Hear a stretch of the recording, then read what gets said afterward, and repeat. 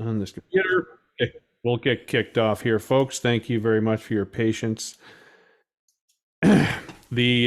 Christine, are you seeing the slides? I'll kick things off. You'll take Yeah, over, and then I'll jump in. So we're going to talk a little bit about the 22 year in review. Really, we're going to talk about just a few details on what we've seen on a couple of trends. But also, Christine's going to talk specifically about one of the key things we're seeing for next year, but it's already underway right now, which is product passports. She'll go into that, and then I will dive into what we're seeing for the year ahead. So, Christine, do you want to take it from here? yeah, for sure. So we're on slide. Okay, so we've talked a lot about trust registries over the last year, and with the publication of the first public review draft of the TechArc spec, and then starting work on version 2, trust registries and interoperability has come up a lot. And we really just wanted to go over how full interoperability really cannot be achieved without a trust registry. Next slide. So the first question is really, how can an entity confirm my credentials are legitimate? Their system needs to recognize mine. Each of the roles, the issuer, the holder, the verifier, they possess public and private key pairs, which are used to sign and verify any identity transactions or credentials that are being shared. So this really prevents any bad actors from creating and using fake credentials. And so another benefit to trust registries are that they can monitor and detect any suspicious activity, and then also penalize entities that are found to be using fake credentials. So it really needs to be interoperable so that when I tap my phone on an NFC in a foreign country, let's say, they can confirm that my credentials are legitimate. Next slide. So for the digital credentials to really provide any value, they really do have to be operating on an interoperable framework. The interoperability is critical within digital identity ecosystems because it really enables users to interact with different identity providers and then participate in different digital identity systems. Essentially, I should be able, to validate my credentials anywhere needed. So by leveraging the trust registries, our digital agents are able to quickly and securely authenticate any information that we're sharing. And so that really enables them to make better decisions and then reduce the risk of fraud.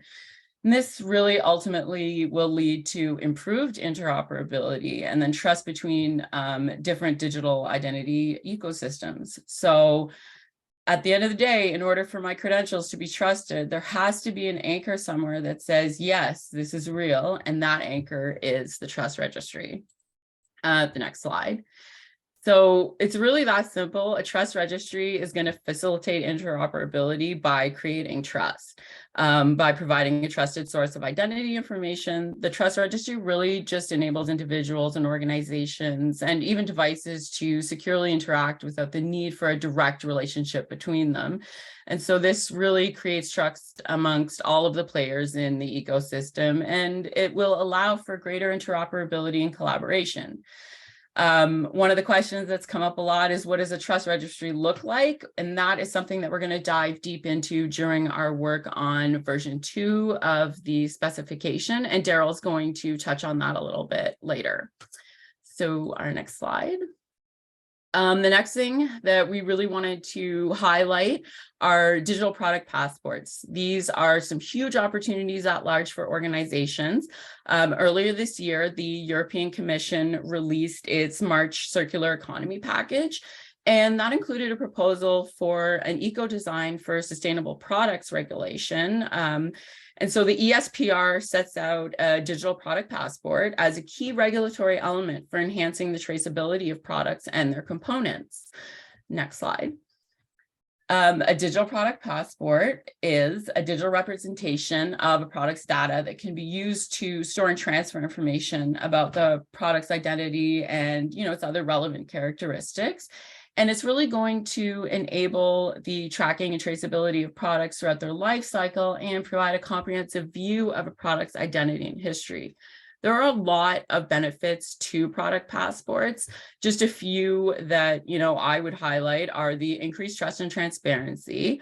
the increased data accuracy, and then decreased time to market for new products, and enhanced safety and compliance. Because organizations can better keep track of their products and all the components, it really allows them to quickly and efficiently address any safety issues or concern, and just really enhancing trust amongst all players in the ecosystem.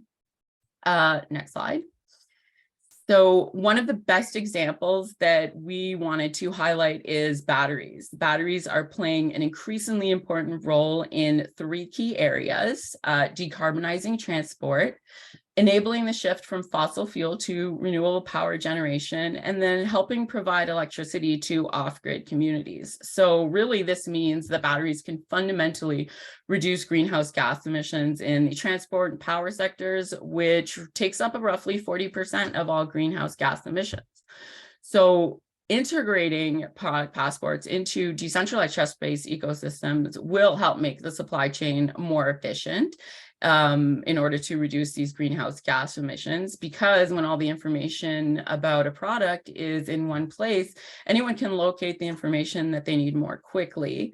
With that said, though, we know that no matter the industry, there will always be different players who don't share trust. So decentralization and the governance methods, aka trust registry, are going to be reliable tools for building the trust. Because the trust registry fosters that all of the trust within the ecosystem, anyone will be able to exchange product information without, necessarily worrying about the authenticity. Next slide. So in terms of batteries, the global battery demand is expected to grow by 25%. So those increased regulations provide huge opportunities for organizations.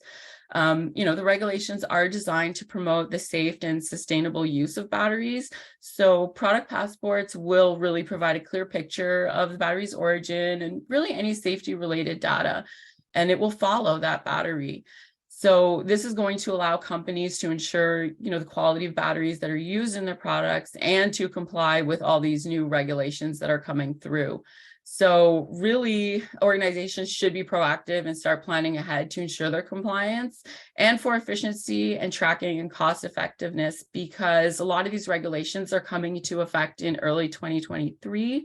So it is definitely time to start thinking about those. And that's it for me, Daryl. I will throw it over to Perfect. you. Thanks, Christine. Thanks. So I'm going to jump in to talk a little bit about a few things. One, it's an interesting shift that we're sensing, both our client base as well as just the research that we've been doing, in that the decentralized identity, Web3, SSI, whatever you want to call this space. I'm not a big proponent right now of the Web5 trend. If that takes off, hey, great, that's nice. But we'll also talk a little bit about how governance and ecosystems are really where the tech is going. Bit of a spoiler on interoperability is we don't have it yet, no matter what people say. But also the governance is actually being enabled by a very, very simple thing, and I'll explain that. I'm not going to give the spoiler on that right now. Wanted to just, some reason I'm missing a slide here. 1 second, folks.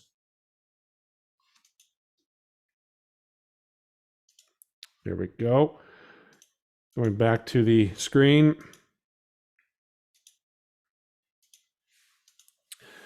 Just got back a couple weeks ago from IIW, Internet Identity Workshop, where a lot of the guts of this space, the whole self-sovereign identity, decentralized identity, Web3 realm really was created. IIW has been the birthplace of many of these identity trends. I mean, I look at, I don't really like the term self-sovereign identity because the technology we're building goes way beyond identity. And that's part of what the trust of IP stuff we'll talk about, but really goes well beyond just that sort of personal identity and how does one identify oneself. But IIW birthed things that we see on a day-to-day basis. OAuth, OpenID Connect, that if you're not technical, when you log in with Google, you're using those things. So what's been interesting is up until sometime, I guess, during COVID, things changed. Up until COVID, I'm not sure when it was I can't put my finger on when it changed, but being there in person in November really let me know that things have absolutely shifted. IIW prior to COVID, and I think during COVID, we were still building some of the building blocks. We were running into gaps and holes that had to be filled in order for the whole solution of decentralized identity to exist. Whether that be, how do we communicate? What are the credential formats? How are these credentials requested? How are they offered? How are they presented? All of these building blocks didn't exist. Well, those are done now. The ethos and the feel I got from IOW in November was that building block piece, it's done. A lot of refinement is still necessary. There's still a lot of work being done, great work by many, many, many different groups, companies, individuals. It's really impressive to see, but again, those building blocks, they're already there. What that means in our world, as we advise clients, is the emerging tech is beginning to mature.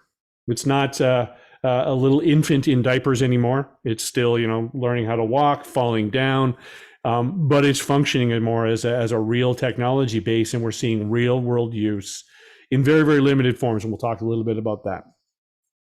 Additionally, one of the things we've been doing is taking a look at the overall market, and this is a market here that Christine did some research on. Various different reports are pointing at various different things, but there's a $12 trillion market that by 2026 exists with 5.2 billion users at a 53% compounded growth rate. This is the wallet market, the digital wallet market. Now, that includes payments, but this has been a market that's been around for decades. And the wallet wars that started to exist, used to hear 10 years ago, banks were always saying they want to be top of wallet. Those conversations stopped, but they've started again in a really big way. What that really means to us is that the wallet wars have begun. We created the wallet report years ago. We have the domain, the wallet wars, and didn't do anything with them. It just, the term wasn't really being used. Because the report likened the overall digital wallets, especially digital identity wallets, to being much an analog of the browsers, the browser wars, which if you go through the first 10 years of the browser wars, it was horrific. If you used Internet Explorer or Netscape Navigator, Firefox, the experiences between browsers were utterly freaking different. Vendors were putting in extensions that basically became the norm, the de facto way of operating. Internet Explorer was required for everything. If you use Microsoft in your stack, they just hooked you in there. They basically weaponized things. Over time, things came back to hey, here's a norm that we need to set. We're not going to win. The browser itself is not a money driver. It is a complement. It is necessary for things, and that's really what's happened with the wallets. So really, it's kind of we're kind of at this phase, like let's get this done, let's do this type of thing. One of the moves we've seen recently in the last few months, maybe half year, is the stand up of the Open Wallet Foundation. We've joined as an associate just as to look at and monitor and see where it's going. What's interesting is it is attempting to create a single stack that can be used in many places, much like we see, and I'm going to use the old name of, WebKit, Link, I think it's called now, driving the activity of most browsers. When you look behind Safari, when you look behind Chrome, when you look behind Brave, they're all using the same web rendering engine. The industry's realizing it's not going to make us money to have really different functionality. So Open Wallet has this goal of achieving a common stack, at least, that can be used. We'll see where it goes. It's something definitely to keep an eye on. We're certainly participating.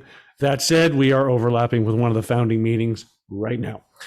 So sorry about that, Open Wallet Foundation folks. Wanted to back up because something occurred to us in the past, I think 2.5, 3 months max. Maybe it's just 2.5 months. We kind of forgot about the wallet report. We issued the wallet report, started it in a bout of anger in 2018, published it in 2019, and forgot that there were actually 2 reports. Now, the public report that came out, most people have seen that. If not, you've seen potentially the book in the chapter 9 in the SSI book. Really was Drummond and I summarized the wallet report, updated it a little bit, but largely speaking, it was driven by the public report.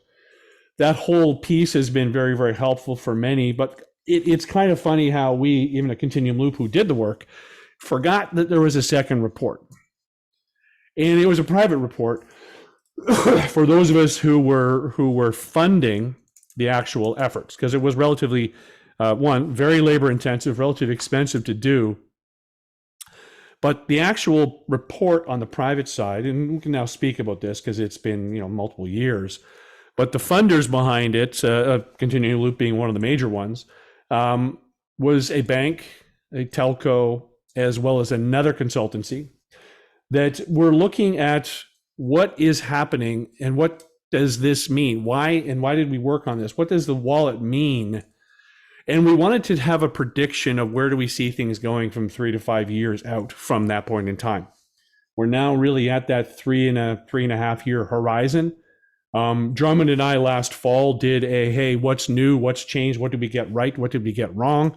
Overall, we've done a pretty good job, we think, of characterizing what the digital wallet space is. The things we got wrong is things have been moving more slowly than we had anticipated. Part of that relates to the building blocks, that we didn't fully understand some of the building blocks that were necessary, but also some of the approaches that have been taken and vetted and bounced around have slowed us down.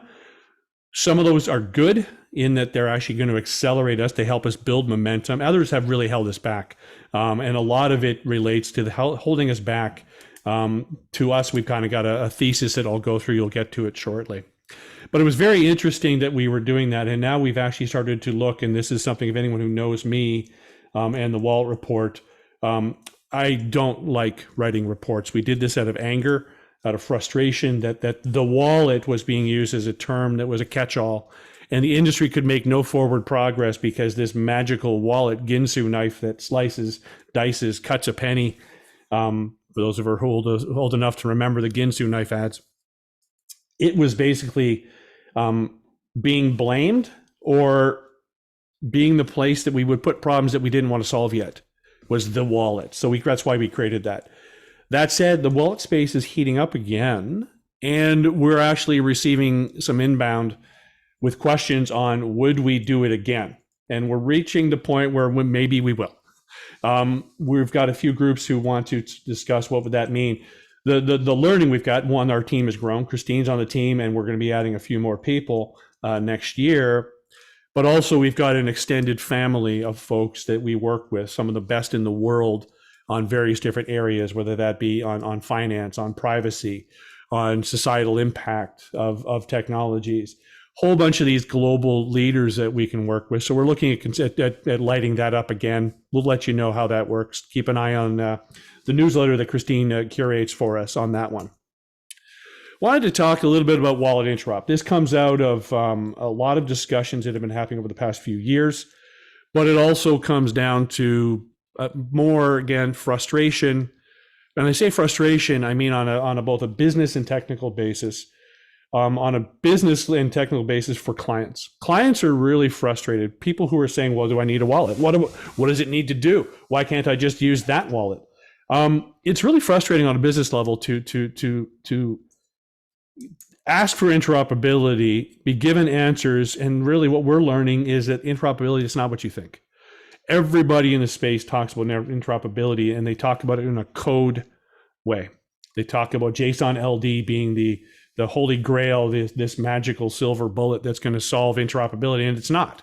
It simply is not. It's not a technical problem. Our guidance to our customers and our clients is that interoperability is great. Just don't let it get in the way of getting started, and generally speaking, don't let it get in the way. It's just not helpful right now, and I'll give you a reason why. We tell our clients not to focus on the interoperability. Right now, if I look at the broad, big picture, all capitals, interoperability, it's a myth. The folks who say W3C credentials means interoperability, no, it does not. There are multiple profiles, multiple flavors, and if you don't have a conformance suite, you do not have interoperability. You have the beginnings of interoperability, and I don't want to throw shade. It sounds like I am. We are moving towards interoperability, and that's one of the accelerants for this space as we move ahead, is we are considering it as opposed to the browser wars where they actively competed and weaponized things to kill each other. to the point where the DOJ in the States came in and took down Microsoft for attempting to kill Netscape at the time. We have the good ethos of the space, realizing and recognizing that without interoperability, we can't make the full impact that we want to have.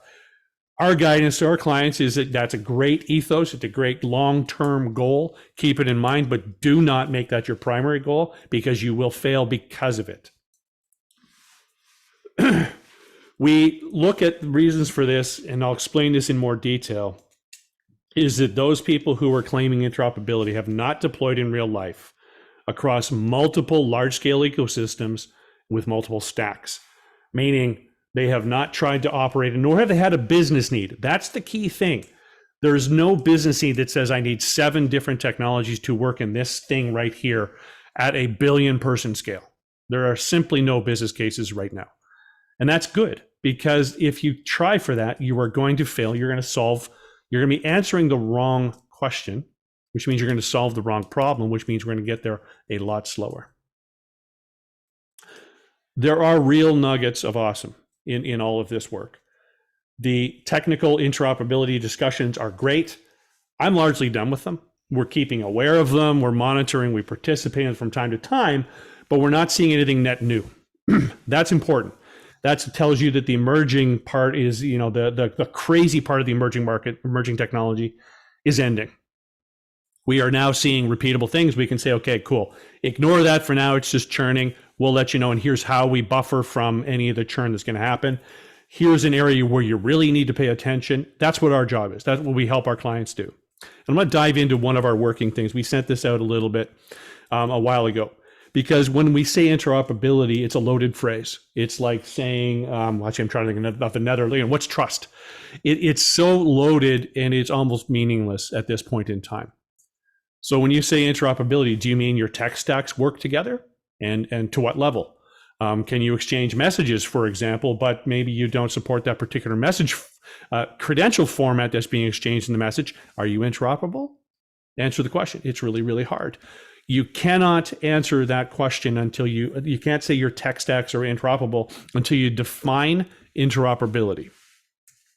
Similarly, are you talking about being interoperable between ecosystems, between industries? So if we look at that product passport that Christine spoke to, this is a great example where decentralized identity, SSI, verifiable credentials, DIDCOM, and wallets really become the only solution, because you're dealing with wildly different industries. You have the extractive mining industry. You have the transport industry. You have the early assembly manufacturing industry. You have the final EV manufacturers who are then installing into an automotive industry, who are then sliding into a recycling industry.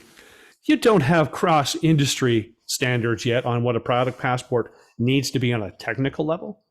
So how do you expect our magical, mythical SSI stack to just suddenly solve all those problems? Because the problem is not technical. It's not about the ecosystems and cross-ecosystem right now. Really what it is, this is a tweet we sent out at a blog post we sent out many, many months ago, which talks about, I got a better drawing of it right now. I don't want to put you through my handwriting. Talks about how do we delineate between tech stacks? Do you have a single tech stack or multiple tech stacks? How do you differentiate between a single ecosystem and multiple ecosystems? What are the problems there? And also, what's the order of operation by which you get to this mythical, all caps, interoperability of the systems, which is still years away, but we still have really good progress we can make. And here's our working approach. We look at it as the starting point really is single stack, single ecosystem. There are very few examples that go beyond this, but I'll give you some examples. I've recently moved to British Columbia. British Columbia government, BC Gov, is behind a lot of the key work in the SSI space, huge behind Hyperledger Aries. Most important asset that they've created in my mind is not actually Hyperledger Aries. It is what's right now called the Aries interoperability profile. I do believe that needs to move out and become its own thing, because it lets me know whether I'm compliant or not. It is being used for multi-stack tests. It is being used between ecosystems. We'll get to that. But largely speaking, where it's deployed, where the technologies are deployed, whether it be Hyperledger Aries, whether it be a bespoke Evernym, Avast, now Gen, whatever it's called, stack that's somewhat proprietary, uses Aries, has their own wallet. It's a single stack, but they're solving single stack ecosystems. We built out MemberPass. I was CTO and embedded CTO for MemberPass, which is a single ecosystem, which will branch into multi-ecosystem, but it will do that in a single stack way first. We'll then look at how does the MemberPass grow into a multi-stack so that, you don't have to use MemberPass, you just use the MemberPass credential format and conform with the interoperability profile that MemberPass would create, to then work across, a single ecosystem from, US credit unions to US banks, single financial ecosystem. And then that long-term goal of multi-stack, multi-ecosystem. But the vast majority of activity right now remains single stack, single ecosystem. We're starting to see a bit of crossover. But if you really look at, how do you do this? You basically can only go in one direction at a time. You can take that same single stack and go to multiple ecosystems. This is what's happening a lot with various different stacks. But again, this one's not happening a lot. We're not seeing many cross ecosystem usage, but we're seeing a lot of single stack when they do attempt that. The more popular pathway, I went the wrong way, is multiple stacks, single ecosystem. This is where we have the bake-offs, the hackathons, the connectathons, plugfests, whatever you want to call these things that are happening in the wild. But I don't know that they're happening in real life, meaning in earnest deployment, where we're talking millions, billions of credentials, millions of users, or hundreds of thousands at least. We're still seeing, though, that is a possibility, but it would be single ecosystem if it's big enough. We're seeing ecosystems where Microsoft has dropped in. Now, their technology is focused on a small portion of the ecosystem, the verifiable credential portion. They're not focused on the full communication stack. Wouldn't be what I would call a trust over IP solution. They're a part of a solution, though. There is nobody doing multiple stack and multiple ecosystems, but this is the path you need to take. When you go through this, you have an option of where do you go first, single stack, multiple ecosystem, or multiple stack, single ecosystem, but you must do both. Pick your order of where you're going. And once you've done that, you've got multiple stacks, single ecosystem, single stack, multi ecosystem. Now you can move on to the big play. That's still years out, though. So we're working with multiple clients on single stack, moving into single stack multi ecosystem, as well as multi stack single ecosystem. No one, again, is doing real business in the big corner, and that's what everyone talks about. That's the mythical holy, the holy grail goal that everybody has, which I do think we can get to. It's not necessarily holy grail. It's like we really need to define what it is going ahead. I want to give you an example of one of these ecosystems, and it's not an SSI based ecosystem right now. I was listening to a really, really great podcast with A16Z with Frontier. The lead investor from Stripe was speaking, did an amazing job of talking about this, where Frontier is a group of Stripe, Alphabet, Shopify, Meta, and McKinsey are all pooled together and have committed almost $1 billion to pre-buy.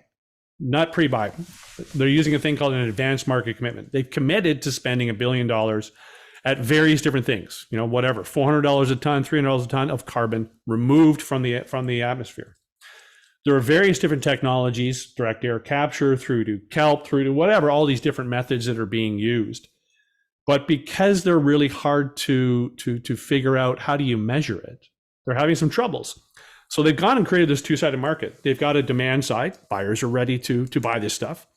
They have a supply side. They're beginning to see, some of the technologies are still very, bench scales, beginning to do scale, but they're not industrial global scale as necessary. But the market is growing and it needs this kick of money. The idea being is if I commit to buy, 100,000 tons at $200 a ton, you can go to the bank with that and say, I have a customer here. And it makes life a little bit easier for those startups moving from bench, trying to get into industrial scale. But they're hitting a huge problem right now. That problem is that they're missing key things that exist in other industries.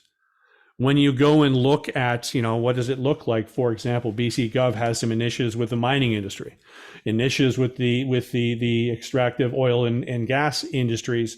They have a very rigorous protocol set of things about how they do measurement, how they do reporting, and how they do validation. The problem with this carbon market that Frontier is kicking off is bootstrapping and by throwing $1 billion at this, really solving the chicken and egg problem, they're still missing this overall measurement and reporting and validation capability. It's an ecosystem thing, and it's governance.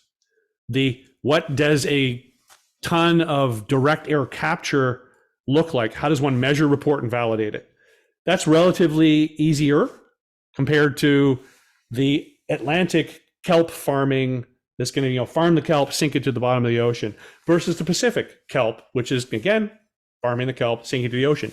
We don't have the science and the rigor and engineering and the measurement, reporting, validation for that because they don't have the governance. My key point on this is a single ecosystem. It has non-automated process, and they're not talking tech. They're talking about the governance problems here. Jumping topics, because this dovetails in, and this is the reason I did that, was talk about why are we doing things and what did we just do for the last 2 years?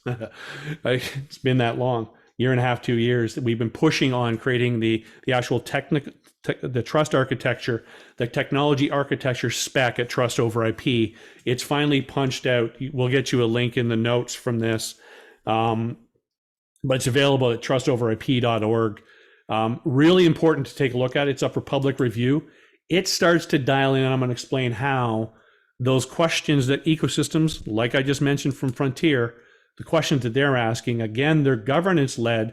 What the technical architecture spec does is it helps tie the technology to the governance. We've always at Trust over IP, the reason, Continuum Loop is one of the original founding funders of Trust over IP. The reason we did that is we recognize that the governance and business side has a technology parallel, but the industry was being led at the time by tech, and the business and government was being ignored.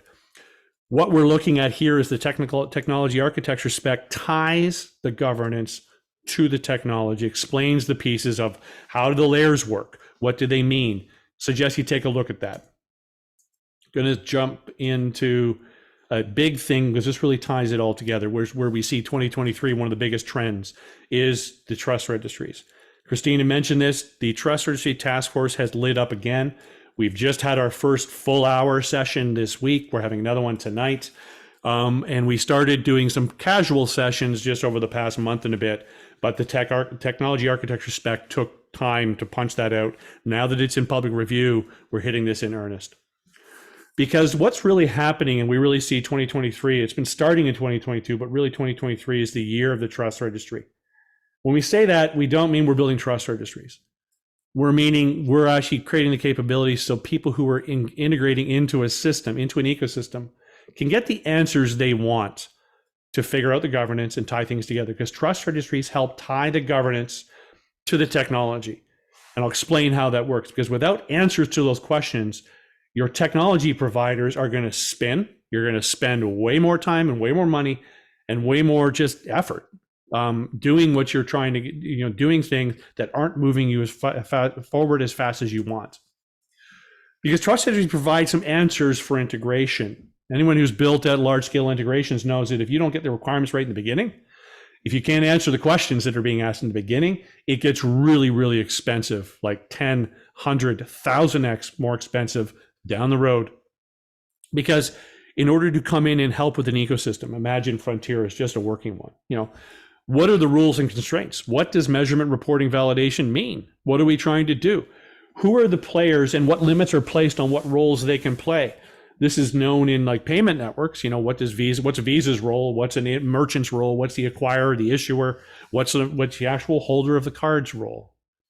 But also, what are those key technical guides? What tech is being used? You can't go and look at 175, whatever the number is, DID methods and say that that's your answer. Which DID methods are we using?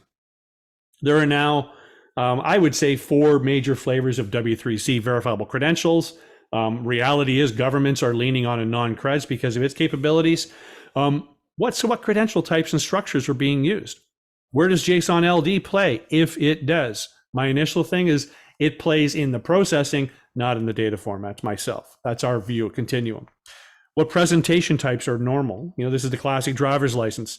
Do we have a full driver's license for law enforcement officers? Again, who are the players? What limits are placed? A law enforcement officer can ask for a full driver's license. Do I have an age majority presentation profile for a driver's license that lets an establishment with a liquor license ask the question, are you of age to drink? 18, 19, 21, whatever the age is where you are. Again, that's a trust registry. You can answer the question. It doesn't make the decision on what the answer is. That's already existing or may need to be built, but largely speaking, it's already existing. Those interoperability profiles, how does a vendor who comes in prove that they're compliant? How do they prove they're compliant with the messaging that's used, that they can issue, that they can verify, whatever their role is? How do they fit into the ecosystem? That's where the interop testing, the interop profiles are absolutely critical. And those are all driven from governance. If the tech folks are leading that, you are going on a path to hell. Governance is how you start that. It's the business and governance, not the technology. The technology is old enough right now that you can actually get this stuff working. That's one of our key points on that. We also realized that without trust registries, we really are stuck. We just don't get to interoperability without trust registries, because they're also the things that say, these are the things that we care about, because if there's now an 8th or a 9th credential format, do I care? Do I need to do anything about it? Do I need to modify my testing suite, my interoperability profile to handle verifiable credential format 2.7.1 JSON LD variant? Yes or no? They also allow us to really establish a real market, because if I can't answer the business and governance questions and technical people are saying, well, it's the JSON LD format isn't working, that's not going to answer the business. You cannot build a market without the business and governance behind things. We may make progress without trust registries. We will be slow. And my bigger concern is it will be overtaken, or people will just give up in frustration, and the centralized federated world will win. That is not, you can't build big business on this. And we really do believe that this next year is the starting point at which companies are going to build, especially consultancies, billion-dollar books of business on this industry. Just how can we help? Real quick, we've actually started to push out the way we've been working is the trust continuum. We'll be real quick on this. This is how we help tie that business and governance and the tech stack together, because it is a dual stack solution. There's more on our website. But I want to just get to the quick summary because we're at 42 minutes. And I know we have a few questions on the plate. By the way, if I think I've been mentioning them, thank you for asking questions. Do drop in any questions if you like. We should have a bit of time here. We have about 18 minutes from now, so 15 minutes for questions. Yeah, I have a few questions here, so awesome. I'll put them aside. Yeah. Perfect. So quick summary, we know that the wallet wars, the game is on now. It's, we've been talking about it, but it's actually happening now. When I look at things like the single ecosystem, single stack is where you really is interoperability. That's where the limit is right now. If you're trying to go further, you're really going to be pushing uphill. It's really hard. You need to ask your question, is that your problem to solve? Because it's going to be solved. It just may not be yours to solve. We really do believe that 2023 ecosystems without governance, they're just not going to happen. We're at the point right now where we understand how an ecosystem governance framework needs to look. How does it get in? How does it start off small? How do you bridge across that dual stack governance and technology piece? Trust registries are the driver of this activity, which is why we're investing so much time, so much money into setting that protocol, setting that specification so we can begin to do that. The trust over IP, we still remain, I still chair the technology stack working group.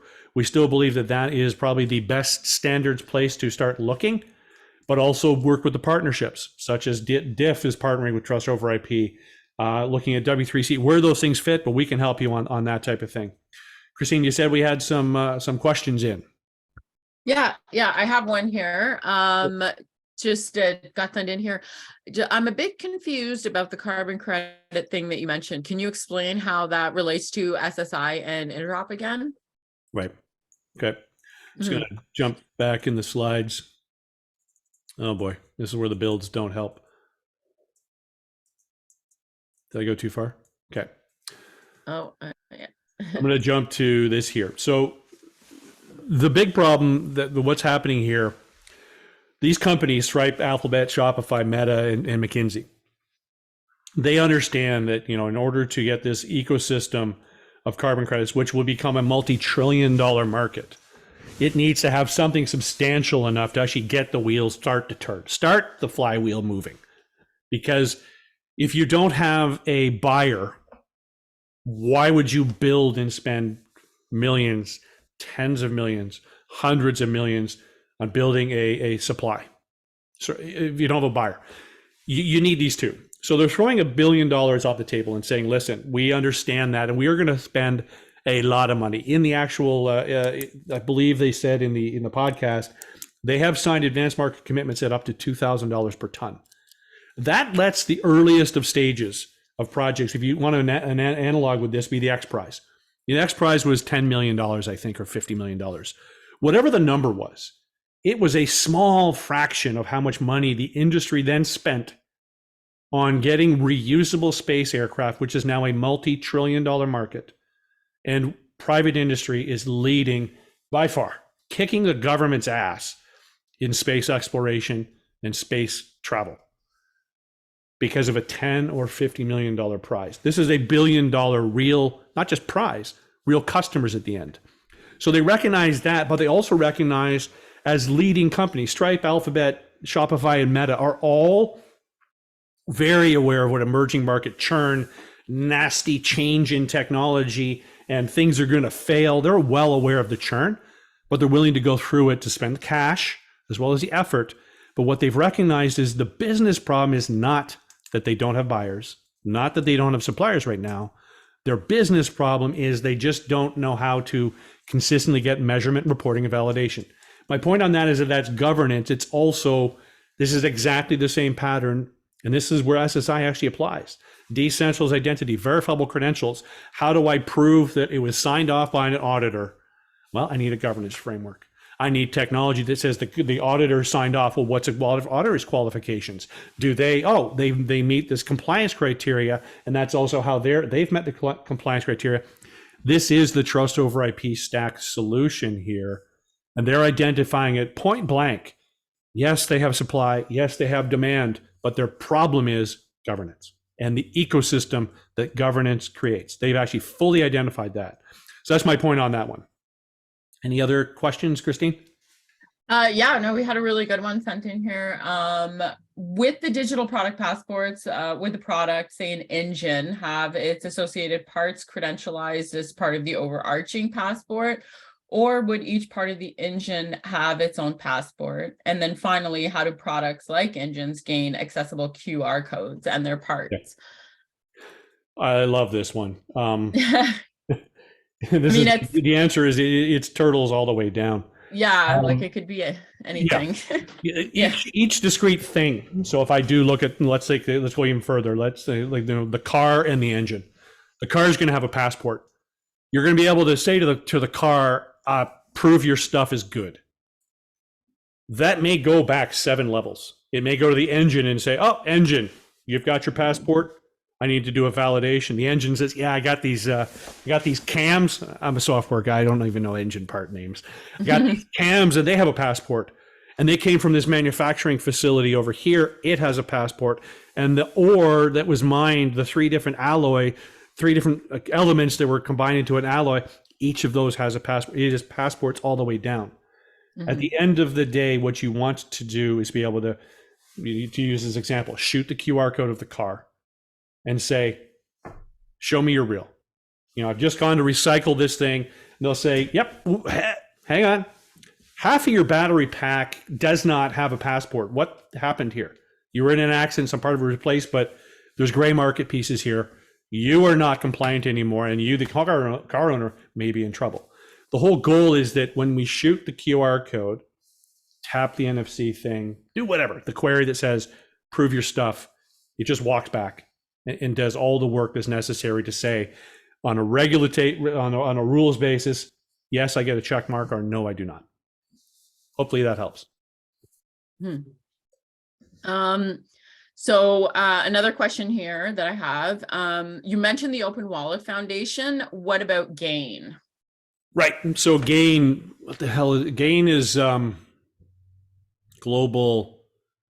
So I can't remember what the name, what the acronym is, but basically GAIN was the global the banking industry, especially in the sort of the Five Eyes world of, Canada, US, UK, Australia, New Zealand, has been for 10, 20 years kind of tapped as the identity providers for these countries. Most folks are saying that it's actually not working out well.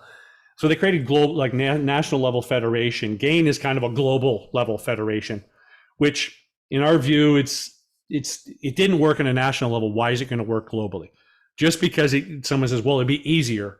Easier for whom? And what have I given up by giving a global bank control over me? What we're seeing, though, is that they're recognizing that approach is not working. It's the same players in GAIN who really started to drive hard the Open Wallet Foundation. So I believe that they're coming to the same conclusion that, one, this is a space that they can't weaponize like the browsers were. The banks can't use that as a competitive advantage. They do play key roles in our view. That's actually part of that private report, was where do the banks fit. So I think it's important that the players are there, that they're actually now looking and working together. That is really, really, really key. Hopefully that answers it. That did. So I actually had somebody reach out to me on LinkedIn with a question. So I thought maybe you could kind of address it here. They were asking about the new client that we're working with full time and what's going on. So I thought maybe you could talk about that here. Yeah, it's been I've had that same question a fair bit, even at IAW. So we pretty deeply embedded with a client for the past since about March. Coming up for air, where I've been largely deployed, helping them build a global scale telco grade solution for the space. The good thing is we're coming up for air now, and that's really exciting because it's moving the whole industry forward. They'll be coming out with announcements on that soon.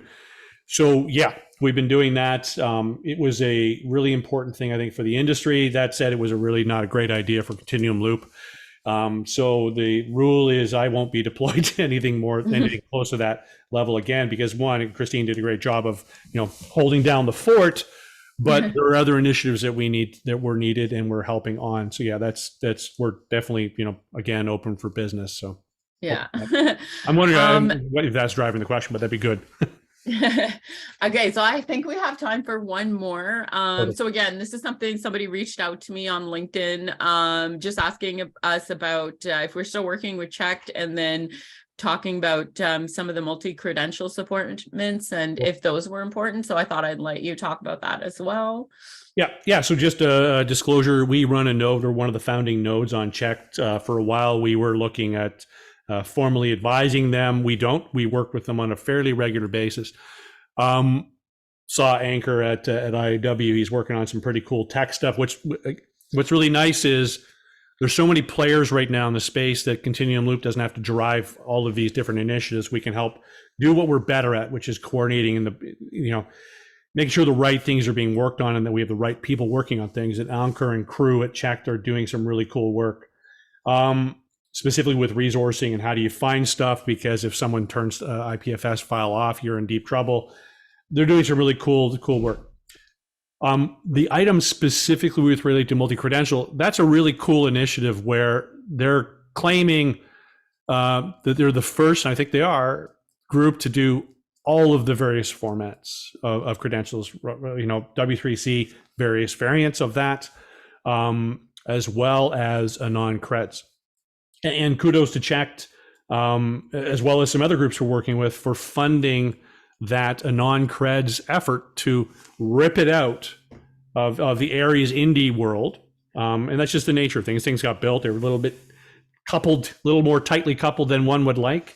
And they actually were one of the funders behind that. So I think it's kudos. And yeah, I mean, we remain, we run a node, we participate in conversations, but we're not formally working with them.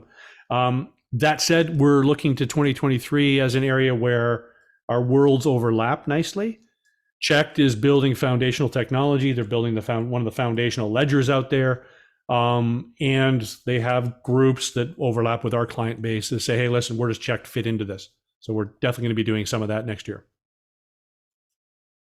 Well, I think that's about it, unless anybody else has any questions. Perfect. Mm-hmm.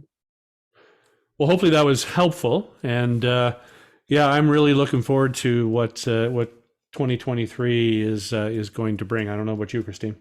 Oh yeah, no, I definitely am. I'm really excited, especially with all the trust registries work diving deep. So no, I'm really looking forward We to have another that. call. I've got another call at, yeah, I'll take this one, but it's at 6 p.m. Pacific with Yeah. the APAC crew, Joe and John at CESU, and again, a couple of the leaders that we're working with. Yeah. They're going to be jumping on. I think there's a few other people that they had on the list too. So No, so it's going to be a busy year, I think. awesome. Yeah. Well, if there's no Thanks more a lot, questions, everyone. No. thanks everyone, and thank you very much, Christine. Sorry Thank about you. the technical fun Yeah. starting things up, but I think it turned out well. Yeah. Thank you. Awesome. Thanks Okay. everyone.